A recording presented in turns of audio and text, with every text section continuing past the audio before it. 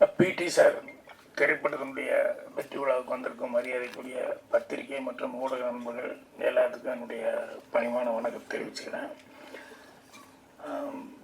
நன்றி செலுத்துகிற கூட்டம் அப்படிங்கிறனால இந்த கூட்டத்தோடு நானும் சேர்ந்துட்டு நன்றி செலுத்திக்கிறேன் எல்லாத்துக்கும். இந்த படத்தை பொறுத்த வரைக்கும் நான் நன்றி முதல்ல ஹீரோவுக்கு தான் சொல்லணும், ஹிப்ஹாப் வாதிக்கு. என்ன அப்படின்னா, அவர் நடிக்கிறதுக்கு ஒரு நல்ல கதை அப்படின்னு சொல்லி செலக்ட் பண்ணுறதோடு நிறுத்திக்காமல், அந்த டைரக்டர் அவர் ஒரு கதை சொல்லும்போது இது ரொம்ப நல்லா வரும்னு ப்ரொடியூசர்கிட்ட போய் அதை சிபாரிசு பண்ணி அது மெனக்கெட்டு ஒரு நல்ல டைரக்டர் கொண்டு வரணும்னு நினச்சாருப்பார். அதுக்கு தான் அவருக்கு நன்றி சொல்லணும். அதுக்கப்புறம் ஒரு ஹீரோ சொல்லும்போது, இல்லை இந்த ஹீரோக்கிட்ட ஒரு ஜட்ஜ்மெண்ட் இருக்குது, அவரும் ஒரு டைரக்டர்லாம் பண்ணியிருக்காரு, கதை எழுதியிருக்காருன்னு சொல்லிட்டு அதுக்கடுத்தியாக இப்போ இளவரசி சொல்லிட்டு போன மாதிரி அந்த மாதிரி கதையாக இருந்தால் கூட இது எல்லாத்துக்கும் அல்லவே அந்த கேரக்டர் இந்த படத்தில் ஒரு கேரக்டர்னு சொல்லியிருக்காங்கன்னு சொல்லிட்டு கணேஷ் அவர்கள் அதை அக்செப்ட் பண்ணிட்டு பண்ணது அடுத்தபடியாக அவங்களுக்கு நன்றி சொல்லணும். அப்புறம் பாராட்ட வேண்டியது கார்த்திக் அவர்கள். என்னென்னா, இவர் சான்ஸ் வாங்கி கொடுத்து அவர் சான்ஸ் கொடுத்து அதுக்கப்புறம் கிடைச்சதை ரொம்ப பொறுப்பாக ரெஸ்பான்சிபிளாக அந்த படத்தை கதை வசனம் எழுதி பண்ணியிருக்காரு.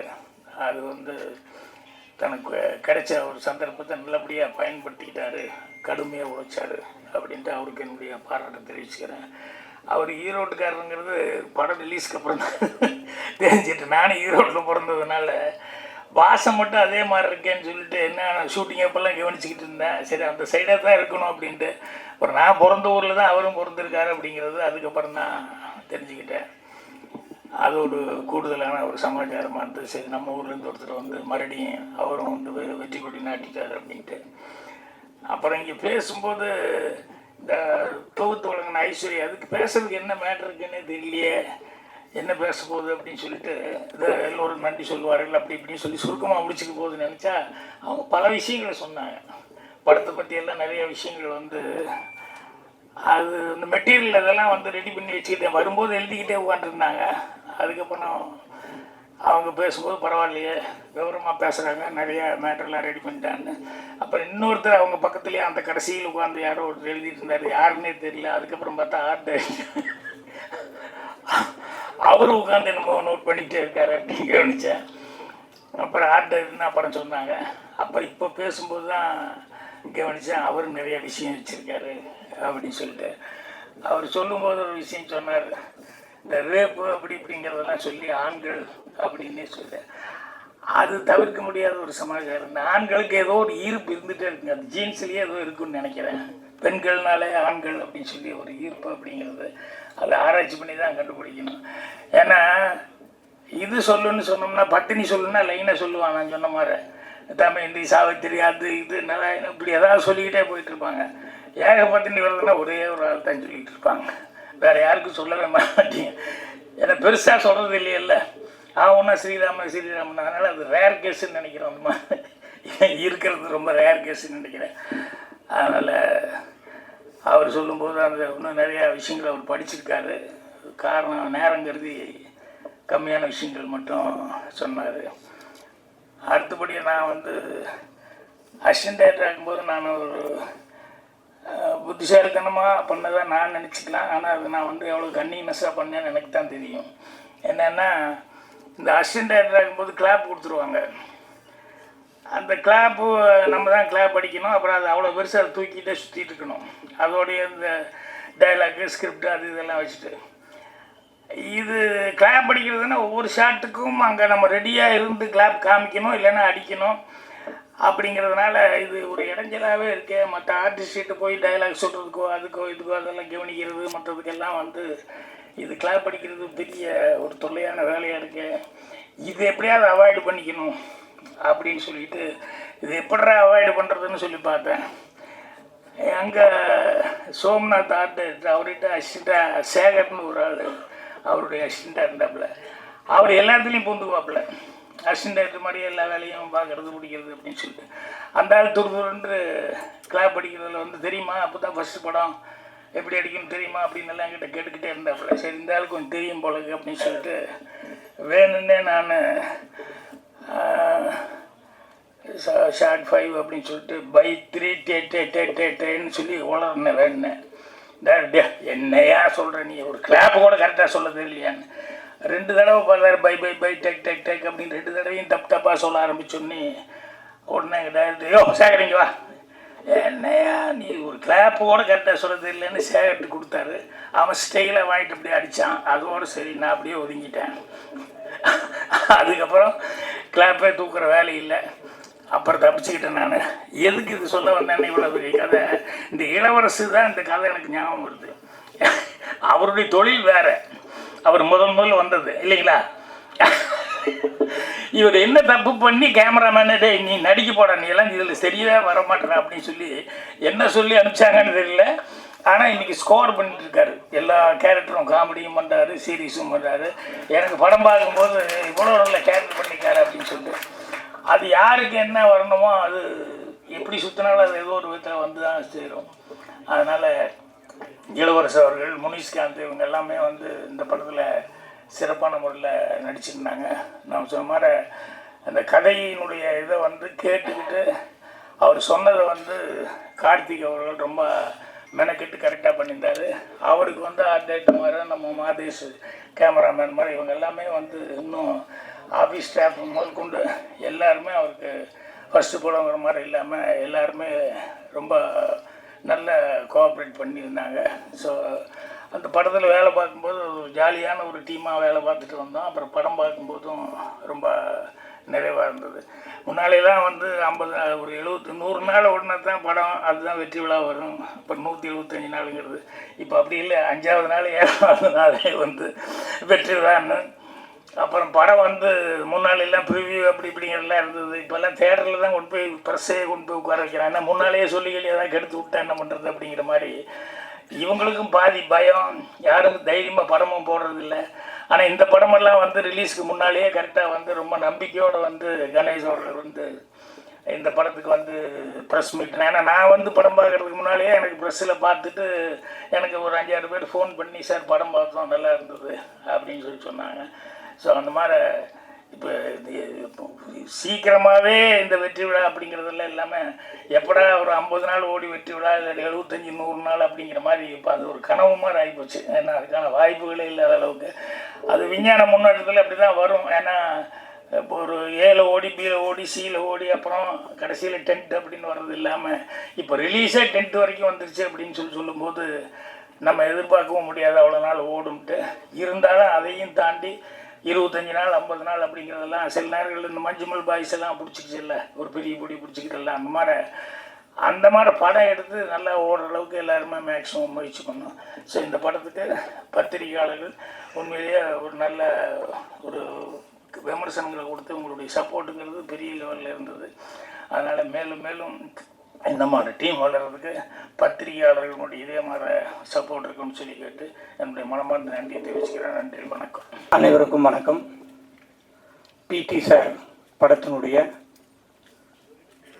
சக்ஸஸுக்கு ப்ரெஸ்ஸில் இருக்கிற அனைவருக்கும் நன்றி தெரிவிக்கும் இந்த விழாவிற்கு வருகை தந்துள்ள அனைவருக்கும் என்னுடைய மனமார்ந்த நன்றியை முதலிலே தெரிவித்துக் கொள்கிறேன். நிறைய ஃபஸ்ட்டு ஒரு ப்ரெஸ் மீட் நடந்துச்சு, அதுக்கு முன்னாடி ஒரு லான்ச் நடந்துச்சு. இது 3வது முறையாக இங்கே வரும். ஆனால் அப்போல்லாம் வந்து யாருமே படம் பார்க்கல. படம் பார்க்காமையே படத்தை பற்றி பேசிகிட்டு இருந்தோம். இப்போ எல்லோரும் படம் பார்த்துட்டாங்க. இன்றைக்கி வந்து 3வது வாரமாக கிட்டத்தட்ட இன்றைக்கி மட்டும் 120 தேட்டரில் படம் ஓடிட்டுருக்கு தமிழ்நாடு முழுவதும். அப்ராட்லேயும் நல்லா போயிட்டுருக்கு. பாக்யராஜ் சார் பேசும்போது சொன்னார், இந்த காலகட்டத்தில் நிறைய படங்கள் வந்து 2 நாள் கூட ஓட முடியறதில்ல. 1 வாரம் ஓடினா பரவாயில்ல, 2 வாரம் ஓடினா சக்ஸஸ்ஸு, 3 வாரம் ஓடினா மிகப்பெரிய ஹிட்டு. அந்த நிலைமைக்கு இன்றைக்கி வந்துருச்சு. அதுக்கு சார் சொன்ன மாதிரி நிறைய சேனல்ஸ், ஓடிடி இந்த மாதிரி பிளாட்ஃபார்ம்லாம் வந்ததுனால 50 நாள் எனக்கு கூட பிடி சார் படத்துக்கு 50வது நாள் கொண்டாடணுன்னு ரொம்ப ஆசை. பார்ப்போம் எவ்வளோ படம் நல்லா தான் போயிட்டுருக்கு. 50வது நாள் கொண்டாடுவோன்னு நினைக்கிறேன். அது நம்ம கையில் இல்லை. ஸோ அந்த மாதிரி 50வது நாள் 25வது நாள் 50வது நாள்லாம் வந்து இன்றைக்கி நினச்சி கூட பார்க்க முடியாத அளவுக்கு இன்றைக்கு தமிழ் சினிமா இருக்குது. ஏன்னா 28வது நாள்லேயே வந்து அமேசான்லேயோ நெட்ஃப்ளிக்ஸ்லேயோ படத்தை போட்டுறாங்க. அதுக்கப்புறம் தேட்டரில் எப்படி ஓடாது. ஸோ 30 நாளுக்கு மேலே ஓடுறதுன்றது வாய்ப்பே இல்லாமல் போயிடுச்சு இந்த காலகட்டத்தில். அதையும் மீறி இன்றைக்கி பிடி சார் ரொம்ப நல்லாவே போயிட்டுருக்கு. நல்லா போகிறத விட எனக்கு ரொம்ப சந்தோஷம் என்னென்னா, எனக்கு இந்த படத்தில் வந்து நிறைய பேர் ஃபோன் பண்ணி ஒரு நல்ல படம் பார்த்தேன் அப்படின்னு என்கிட்ட பேசாதவங்கெல்லாம் கூட ஃபோன் பண்ணி சொன்னாங்க. அது எனக்கு ரொம்ப மகிழ்ச்சியாக இருந்தது. அதை இந்த நேரத்தில் நான் தெரிவித்துக் கொள்வதில் மகிழ்ச்சி அடைகிறேன். அது மட்டும் இல்லாமல் எனக்கு தெரியல பிரதர் ஹிப்ஹாப் ஆதி இன்னைக்கு காலையில் நான் இந்த வர்றதுக்கு முன்னாடி கேட்டேன், 12 கோடியே 25 லட்சம் இன்ன வரைக்கும் கலெக்ஷன் ஆகிருக்கு இந்த படம் அப்படின்னு சொல்லியிருக்காங்க. ஸோ அது ஒரு மிகப்பெரிய வெற்றி. ஆதி ப்ரோ அவர்களுக்கு இந்த படம் வந்து நிறைய வெற்றி படங்கள் அவர் கொடுத்துருக்காரு. பட் இருந்தாலும் ஒரு வெற்றியில் வந்து ஒரு திருப்தி இருக்கணும். அதுதான் எனக்கு ஒரு நல்ல படம் வேல்ஸ் ஃபிலிம் இன்டர்நேஷ்னலில் இருந்து கொடுத்துருக்கோம் அப்படின்றது ரொம்ப மகிழ்ச்சி. அதற்கு காரணம் கார்த்திக் இயக்குனர். நீங்கள் எல்லாரும் படம் பார்த்துருப்பீங்க. படத்தில் எந்த ஒரு சீன்லேயுமே எந்த ஒரு இதுலையுமே ஒரு தொய்வு இல்லாமல் அந்த ஸ்க்ரீன் ப்ளே ஆகட்டும், அந்த டைலாக் ஆகட்டும், அந்த கிளைமேக்ஸ் ஆகட்டும், எல்லாமே வந்து ரொம்ப நீட்டாக பண்ணியிருக்காரு. ஒரு சிறந்த ஒரு இயக்குனராக வர்றதுக்கு அவருக்கு நிறைய வாய்ப்பு இருக்குது. அது வேல்ஸ் ஃபிலிம் இன்டர்நேஷ்னலே கொடுக்கும் அப்படின்றத இந்த நேரத்தில் நான் தெரிவித்துக் கொள்வதில் ரொம்ப மகிழ்ச்சி. அடுத்த படமும் வேல்ஸ் இன்டர்நேஷ்னலில் பண்ணுறாருன்னு நான் ஏற்கனவே அறிவிச்சிருக்கேன். அதை மீண்டும் இங்கே வந்து இந்த நேரத்தில் சொல்கிறதுல எனக்கு ரொம்ப மகிழ்ச்சி. இந்த படத்தில் நடித்த அனைவருமே ரொம்ப தத்ரூபமாக, அது கேப்டன் ஆஃப் த ஷிப்புன்னு சொல்கிறது வந்து டைரக்டர் தான் சொல்லுவோம். அந்த டைரக்டர்னால அந்த கேரக்டர்ஸ் எல்லாருமே ரொம்ப நல்லா பண்ணியிருந்தாங்க. அஃப்கோர்ஸ் அவர் கேட்ட கேரக்டர்ஸ் எல்லாம் நாங்கள் கொடுத்தோம் ஆக்டர்ஸை. அதுவும் ஒரு ப்ளஸ் பாயிண்ட்டு தான். பட் அதனால் எனக்கு கூட பட்ஜெட் நிறைய ஏறிடுச்சின்னு சொன்னேன். நான் டைரக்டருங்களுக்கெல்லாம் கொஞ்சம் சொல்லிக்கிறதுக்கு இதுதான் இந்த மேடை தான் கரெக்டாக, நிறையெல்லாம் செலவு பண்ணாதீங்க, சிக்கனமாக படம் எடுங்க, நல்ல படம் எடுங்க அப்படின்றது தான் என்னுடைய வேண்டுகோள். இந்த படம் ஒரு நல்ல படம், சிக்கனமாகவும் எடுத்துருக்குறோம். ஆர்டிஸ்ட்லாம் நிறையா வந்தவுடனே அது பெரிய படம் ஆயிடுச்சு. முனிஷ்காந்த் சார் வந்து ஃபர்ஸ்ட் ஹாஃபில் வருவார், ரொம்ப நல்லா காமெடி பண்ணிட்டு போவார். அதே மாதிரி பாண்டியராஜன் சார், தியாகராஜன் சார் ரொம்ப நல்லா நடிச்சிருந்தார். இளவரசு சார் சொல்லவே வேணாம், எல்லா பத்திரிகையிலும் அவரை பற்றி எழுதாத பத்திரிகையே கிடையாது. நான் உண்மையிலேயே இந்த படத்தை ரிவ்யூ தான் இது வரைக்கும் நான் ரிவ்யூலாம் படிக்கவே மாட்டேன். பட் இந்த படத்தில் என்ன தான் எழுதியிருக்காங்க அப்படின்னு பார்த்தேன். எல்லாருமே ரொம்ப நல்லா எழுதியிருந்தீங்க. உங்களால் தான் இன்றைக்கி இந்த படம் இந்த அளவுக்கு ரீச் ஆச்சு. அதுக்கு இன்னொரு முறையும் நான் உங்களுக்கு நன்றி சொல்லிக்கொள்ள கடமைப்பட்டிருக்கிறேன். ஹிப்ஹாப் ஆதி பிரதர் தான் இந்த படத்தை எனக்கு எடுத்துகிட்டு வந்து கொடுத்தாரு. அதில் எனக்கு ஃபஸ்ட்டு படம் அவரோட சேர்ந்து ரொம்ப மகிழ்ச்சியாக இருந்தது. அவரோட சேர்ந்து ஒர்க் பண்ணது, நான் வந்து மியூசிக் டைரக்டராக கோமாளின்ற படத்தில் ஒர்க் பண்ணோம். அப்போ எனக்கு அவர் அவ்வளோ பழக்கம் கிடையாது. இந்த படத்தில் அவர் ஹீரோவாகவும் 25வது மியூசிக் பண்ணியிருக்கிற படமாகவும் இது அமைஞ்சது. படத்துடைய ரீரெக்கார்டிங் தனியாக பேசப்பட்டது. அதுக்கும் அவர் இந்த படத்தில் அவரை தவிர வேறு யார் நடிச்சிருந்தாலும் இந்த அளவுக்கு போய் சேர்ந்துருக்குமா அப்படின்றது எனக்கு ஒரு டவுட்டு தான். ஸோ டைரக்டர் வந்து கரெக்டாக சூஸ் பண்ணார். அவருக்கு கொடுத்த பாத்திரத்தை அவர் ரொம்ப பிரமாதமாக பண்ணி இன்றைக்கி சக்ஸஸ் காணதுக்கு காரணம் ஆதி ப்ரோ. ப்ரோ நம்ம நிறைய படம் பண்ணணும் ப்ரோ. பாக்யராஜ் சார் வந்து கிளைமேக்ஸில் வந்து ஒரு கலக்கிட்டு போயிடுவார். நான் கூட கேட்டேன் டைரக்டரை, பாக்யராஜ் சார் பெரிய ஆர்டிஸ்ட்டு, வேணுமான. இல்லை சார் அவர் வந்தால் தான் சார் அந்த கிளைமேக்ஸ் நிற்கும் அப்படின்னாரு. இல்லைப்பா எனக்கு ரொம்ப வேண்டப்பட்டவர், நானே பேசிடுறேன், ஒன்றுமே பிரச்சனை இல்லை, வந்து பண்ணிடுவாருன்னு சொன்னோம். அதே மாதிரி வந்து பண்ணி அந்த கிளைமேக்ஸை தூக்கி கொடுத்தாரு பாக்யராஜ் சார். கேமராமேன் ரொம்ப அழகாக நல்லா பண்ணியிருந்தார். முன்னாடியே பேசினாங்க ஆர்ட் டைரக்டர் ரொம்ப பேச மாட்டாருன்னு சொல்லிட்டு, ஆனால் ஆர்ட் டைரக்டர் ரொம்ப பேசினார், ஆனால் கருத்தோடு பேசினார். இதுதான் ஃபஸ்ட்டு டைம்மு அவரை இங்கே நான் மீட் பண்ணுறது, ரொம்ப சந்தோஷம். அப்போது அதுக்கப்புறம் ப்ரொடக்ஷன் பிரபு, கேஆர் பிரபு, அவர் எல்கேஜியினுடைய டைரக்டர், படத்தினுடைய டைரக்டர், இந்த படத்தினுடைய கிரியேட்டிவ் ப்ரொடியூசர், அவருக்கு கூட விக்கி, இவங்கெல்லாம் வந்து இந்த படத்தை சக்ஸஸ் ஆகிறதுக்கும் மற்ற எல்லா ப்ரொடக்ஷன்ஸ் மேனேஜர்ஸும் சேர்ந்து உருவாக்கியிருக்கோம். இந்த படத்துலேருந்து இனிமேல் வேல்ஸ் ஃபிலிம் இன்டர்நேஷ்னல் ஒரு நல்ல படங்களை கொடுக்கணும் அப்படின்ற ஒரு பொறுப்பை எனக்கு மக்கள் கொடுத்துருக்காங்க. அதை நிச்சயமாக நான் செய்வேன் அப்படின்றத இந்த நேரத்தில் தெரிவித்துக்கொண்டு, இதை வெற்றி படமாக்கிய அனைவருக்கும் என்னுடைய மனமார்ந்த நன்றியை தெரிவித்து விடைபெறுகிறேன். நன்றி, வணக்கம்.